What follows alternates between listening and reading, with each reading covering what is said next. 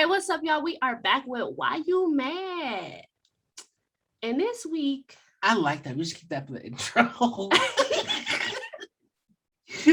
gonna keep that. I'm gonna keep that, and we're gonna have that as an intro. Okay. Hey, this is Ginger from the Bad Girls Club. Hey, what's up, guys? It's your girl, Kristania DeBarge. I'm Bez Rodriguez. Hey, it's Maya. Hey, everybody. This is Dawn, and you're listening to my favorite place, The Fresh Movement. so this week, I am mad because I got two reasons why I'm mad. First reason why I'm mad is because I just really don't understand how Atlanta functions. And I've been a bartender for 4.5 years now, and I've been consistently bartending the entire time. Like even during COVID, I was still bartending in a restaurant, all of that. I got experience all over New York. I've been serving for damn near about the same amount of time, if not longer. And like, I just personally can't understand why I be getting turned down for some of these serving jobs out here, because it's serving. And like, not to toot my own horn, but I got a great personality. Like, and I know what I'm doing. I have a great memory. Like, I'm really good at what I do. And so it just really amazes me that I be getting turned down. And honestly, it makes me question. It makes me question if it's because like they see the New York experience and just automatically feel like I don't like fit in the Atlanta vibe. Like I feel like they be assuming that we feel like we're better or whatever the case. And honestly, like, I just want to call everybody like, why exactly didn't you choose me? Because I don't get it. Right. Second reason why I'm mad, and ultimately I can't be like too mad because my car is fine. But so I forgot about this. Honey. I am trying to leave out of this gas station, and number one, like, I'm mad at myself for not listening to myself, because that is one of the biggest things that I need to work on, is listening to my first mind. And I was gonna have this girl walk over to my car instead of me drive over to her, but the light turned red.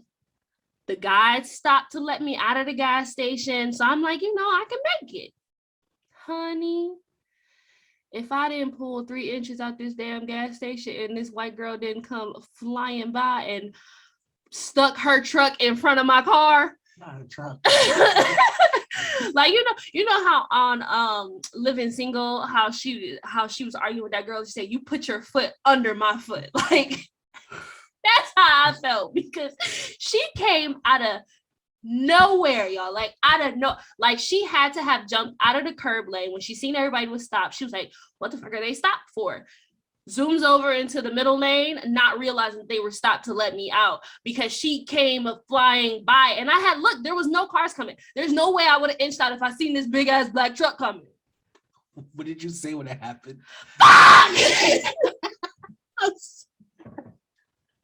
Sorry, but y'all listening with your headphones.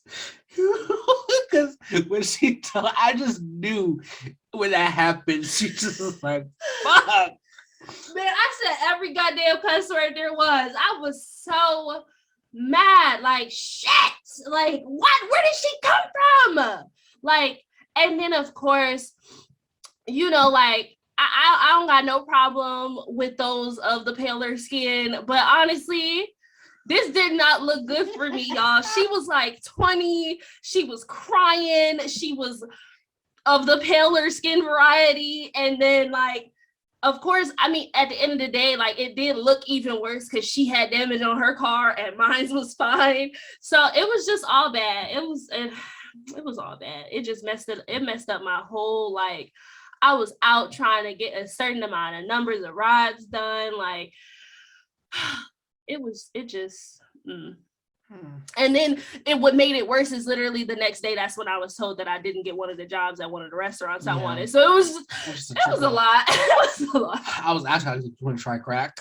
Man, like, I told Nate yesterday, I said, well, at this point, if I don't get this other job, I'm going to try crack the Lamarck. I had a joke, but it was going to be bad. So Whoa. I'm going to leave that alone. Mm-hmm. So what made me mad this week? All right. So if you are homophobic, if you are a bigot, and if you are ignorant, this is not the podcast for you because I am coming for y'all. And I'm saying it in a nice voice because I don't want to get too shady. Um, but Boosie's cockroach ass, I really just, it pains me to like really come after a black man, you know, because at the end of the day, we are all brothers. But you have me fucked up. And I don't like that the media is very like tiptoe with the situation. But under no circumstance a grown ass man tell anybody to kill themselves or to use homophobic slurs in a post. I feel like that is destructive, that is very bigot, and that is very ignorant as fuck. Like at the end of the day, we can have our different opinions, we can have our disagreements, but to tell someone to kill themselves and use homophobic slurs because you don't like that they're trolling you after you've trolled them numerous amount of times is disgusting. And I think ultimately, you just mad because he gay. I think anyone who supports Boosie at this point needs a big ass slap. And granted, if I can't give you a slap, I feel like Cha Cha can. Honestly, because So- I will. I will. I just don't understand why such a big division in this world about homosexuality. Like, I don't feel like I personally don't care what straight people do. Hell, I don't care what gay people do sometimes. Like, I just feel like at the end of the day, we have to focus on ourselves and focus on what makes, you know, the world better for ourselves. But putting someone down over some bullshit is just not it.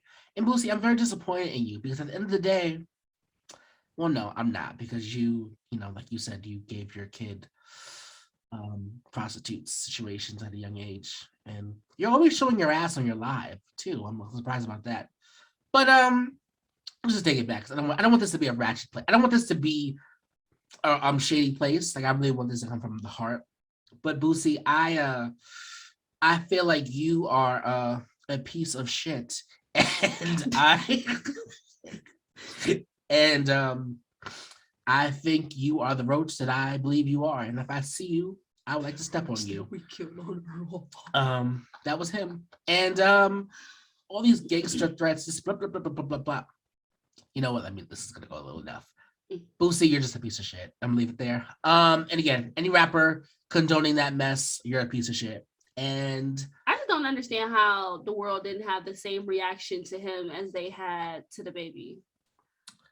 I think they did, but I think that Boosie's not on anything. I was about to say, So he it's ain't really really- got no music. yeah. yet. So it's really hard. Speaking of piece of shit, 50 Cent. I didn't speak about this before, but you commenting on that dead man's life. Oh my gosh, that was so. I'm not gonna. That's just I don't know his name. I forgot his name. Okay, while you looking up, I'll do my full search. 50 Cent, I have not really liked you since the beginning of the show, and I have had this show for 6 years now, and I think I don't like you because of the fact that you'll take care of your children. Now, let me not say child, but I feel like to cancer, I think that you are very insecure, and you know we're both cancers, we're from Queens. I just don't understand why so much bullying. Like I think that you have a heart, but I just think that you are just really, really undergoing a lot of insecurities. And Michael K. Williams. Rest in peace. But to comment on someone's dead, it's just like I've had an enemy that passed away. Rest in peace to him. I'm not even say his name. But like I would never cross my mind to like really when you pass away to just, you know, say such Negatively hurtful comment. words. Like, it's just if you it goes back. If you ain't got nothing nice to say, just don't say nothing. Like you didn't have to. You go out of your way to be an asshole. Like, and for what? For everybody to call you an asshole? Like no one thinks it's funny. I just think you should stay with your asshole being played with and leave it there. Like if you want to do ass things, do that. But 50 Cent, 50 Cent and Boosie. I'm not gonna throw T.I. in this yet because he hasn't really shown his ass. Well, he has shown his ass, but he's been quiet. So it just sucks as Black men that we have to sit here and talk about and belittle because it's really sad. Honestly, I question whether or not, like, do you think that the same thing happens in like other cultural communities? We just don't know about it because we're not a part of it. I do think it happens. I just think it's very like low key. Like they hide it better. Like, and this is I was telling somebody else this. We all say ignorant shit, whether we want to admit it or not. I just feel like you should not say ignorant shit publicly. Like we all have kitchen table talk. Shout out to Wendy Williams. Speaking of Wendy, what's going on with you, girl? Because that show, we was watching the Wendy Williams show recently. No, we weren't. That's not what that was. It was on. What is that lady's last name? It's Wendy. Her first name is Wendy. I don't know her last name. It but was, honey, yeah, Wendy. You gotta get better, sweetie, because your show is really like these of guest all the hosts. people that they could get, These guest hosts are just not it. And the fact that you have to pay $75 to go in as an audience member. So sending prayers out to Wendy because her show is really going down under right now. What were we talking about? I forgot. Damn. well, that was why we was mad this week. Okay. But wait, the white people. Yeah. Caucasian people. Look, I just think kitchen table talk. People say ignorant stuff all the time.